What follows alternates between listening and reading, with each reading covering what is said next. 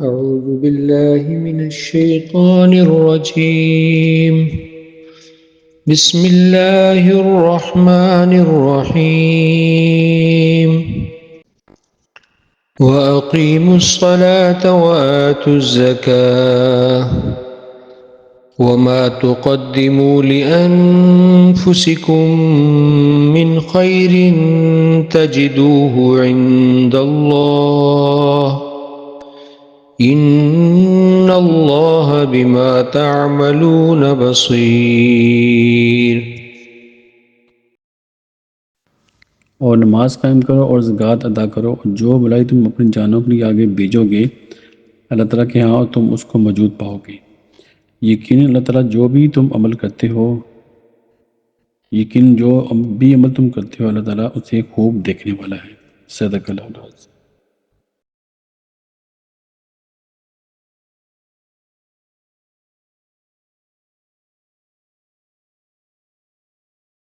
آج ہم نے سورہ بقرہ کی آیت نمبر 110 کی تلاوت کی، اس کا ترجمہ آپ نے سنا۔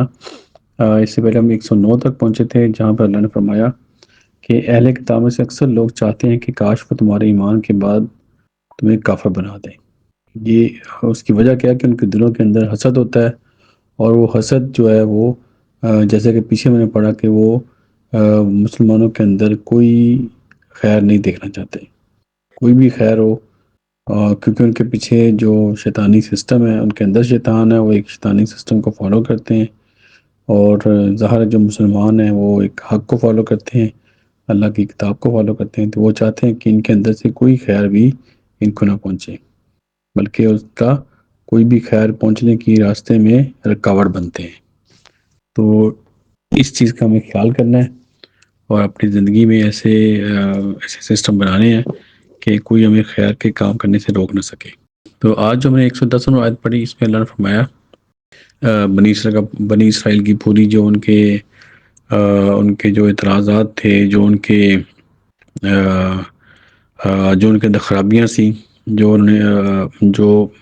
بھی ان کے اندر خرابیاں تھیں اس وقت جب کہ حضرت موسیٰ علیہ السلام تھے، اور اس کے بعد جو خرابیاں تھیں، اور نبی پاک کے دور تک جب کہ وہ قرآن نازل ہو رہا تھا، اس وقت جو وہ خرابیاں پیدا کرتے رہے، جو انہوں نے چیلنجز مسلمانوں کو دیے، وہ سارے بیان کرنے کے بعد اللہ نے فرمایا کہ آیت نمبر 10 کے اندر، اور نماز قائم کرو اور زکوٰۃ ادا کرو، جو بلائی تم اپنے جانوں کے لیے آگے بھیجو گے اللہ تعالیٰ کے ہاں تم اس کو ضرور موجود پاؤ گے۔ یعنی کہ یہاں پر مسلمانوں کو موٹیویٹ کیا جا رہا ہے کہ آپ سب لوگ، سب جو مسلمان ہیں، سب کے لیے حکم ہے، یہ نہیں کہ کسی خاص گروہ کے لیے نہیں، سارے مسلمانوں کے لیے حکم ہے کہ نماز بھی قائم کرو اور زکوٰۃ بھی ادا کرو۔ مطلب کہ یہ نہیں کہ آپ ایک کام کریں اور دوسرے کام سے اپنے آپ کو پیچھے کر لیں، ایسے نہیں، دونوں کام کرنے ہیں۔ نماز بھی ادا کرنی ہے، نماز برائی اور بے حیائی سے بچاتی ہے، اور یہ مشکل ہے، لیکن یہ مومنوں کے لیے مشکل نہیں ہے، ان کے لیے آسان ہے۔ یہ انسان کی زندگی کو بہت آرگنائز کرتی ہے، اور اپنے اندر سے بہت سی جو برائیاں ہیں اس کو وہ ختم کر دیتی ہے۔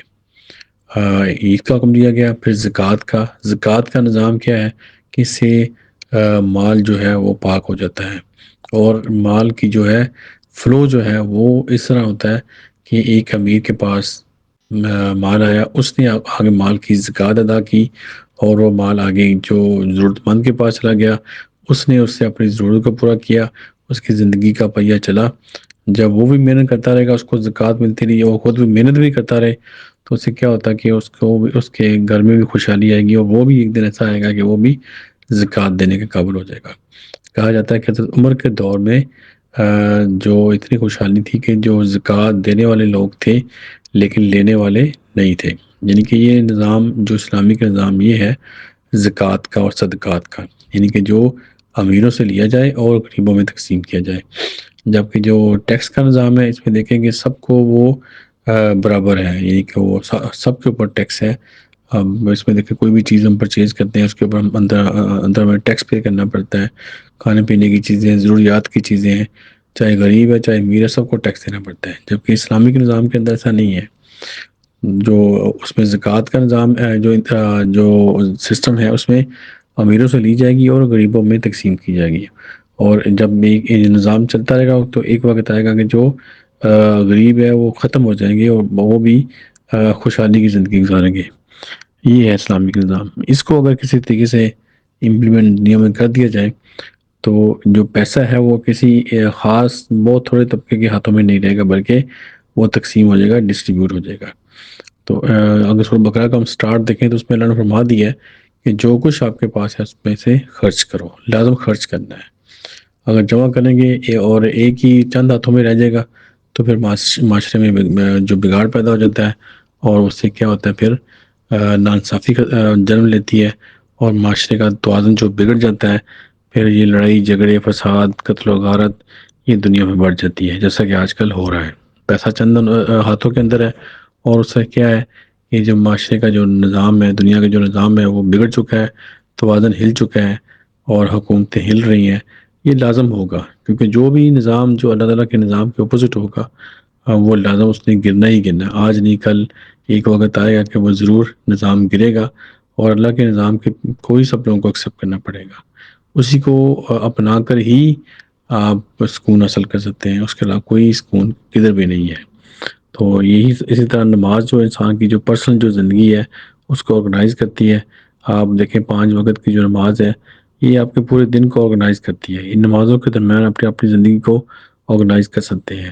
اگر آپ کام کر رہے ہیں، آپ کا صبح کا سٹارٹ جو ہے وہ نماز سے ہے، پھر اس کے بعد آپ کو ظہر تک پورا ٹائم ملتا ہے آپ کو بھرپور کام کرنے کا، پھر آپ کو نماز کا وقفہ ملتا ہے، آپ نماز ادا کریں، آپ کی طبیعت جو ہے فریش ہو جاتی ہے اور آپ پھر نئی جو ہے جو محنت کے لیے تیار ہو جاتے ہیں.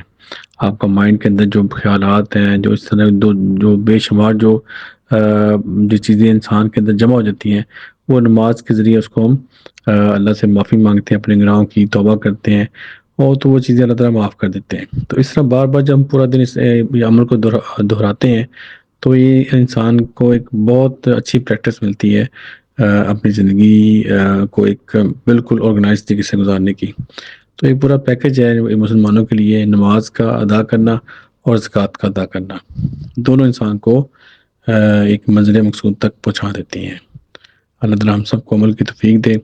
دعا کہ پوری دنیا میں جہاں جہاں کوئی بھی انسان پریشان ہے اللہ تعالیٰ ان کی پریشانیاں دور کرے، جو بیمار ان کو شفا دے، اور جو اس دنیا سے فوت ہو چکی ہے اللہ تعالیٰ ان کی مغفرت کرے. آمین. صدق اللہ العظیم. جزاک اللہ خیر.